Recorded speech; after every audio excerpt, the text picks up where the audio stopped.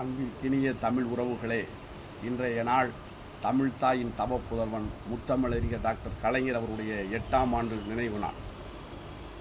தமிழ்நாட்டுடைய முதலமைச்சராக 5 முறையும், சட்டமன்ற தேர்தலில் தோல்வியே சந்திக்காமல் 13 முறையும் வெற்றி வாகை சூடி இந்த தமிழ் அன்னைக்கும் தமிழ்நாட்டுக்கும் பல்வேறு சாதனைகள் செய்த சரித்திர நாயகர்.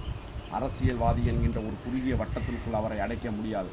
அவர் ஒரு தலை சிறந்த தமிழறிஞர், திரைப்பட வசனகர்த்தா, பத்திரிகை ஆசிரியர் என்று பல்வேறு பரிமாணங்களில் இந்த தமிழ் தாயை வளர்த்தெடுத்தவர்.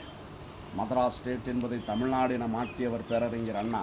அந்த அண்ணாவின் இதயத்தை இரவலாக பெற்று ஆட்சி செய்த முத்தமிழறிஞர் டாக்டர் கலைஞர் தான் மெட்ராஸ் என்பதை சென்னை என மாற்றினார். கையிருச்சாவில் இருக்கக்கூடிய தொழிலாளர்களுக்கு தற்றிச்சாக்களை கொண்டு வந்தார். குடிசை மாற்று வாரியத்தை கொண்டு வந்தார். கண்ணொள்ளி திட்டத்தை கொண்டு வந்தார். பல்வேறு பாலங்களையும் அணைகளையும் தமிழ்நாட்டினுடைய வளர்ச்சிக்கு 50 ஆண்டு 100 ஆண்டு கால வளர்ச்சியை முன்கூட்டியே சாதனை செய்த சரித்திர நாயகர், தமிழ்நாட்டுடைய நவீன சிற்பியாக விளங்கிய முத்தமிழறிஞர் டாக்டர் கலைஞர் முதலாக போட்டியிட்டு வெற்றி வாகைக்கூடிய இந்த குளித்தலை தொகுதி என்பது எங்களுக்கெல்லாம் பெருமை.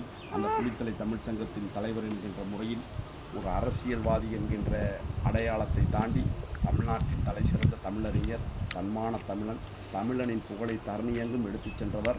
1901ஆம் ஆண்டு முதல் தமிழை செம்மொழியாக அறிவிக்க வேண்டும் என்று எத்தனையோ போராட்டங்கள் குரல் கொடுத்த காலகட்டத்தில் 2004ஆம் ஆண்டு கிட்டத்தட்ட 100 ஆண்டு கால வெற்றிக்கு பின்பு தமிழை செம்மொழியாக அறிவித்த செம்மொழி நாயகனை, அவருடைய தமிழ் பணி, சமூக பணி, தமிழ்நாட்டுக்கு செய்த பணிகளை எண்ணி வணங்குகின்றேன்.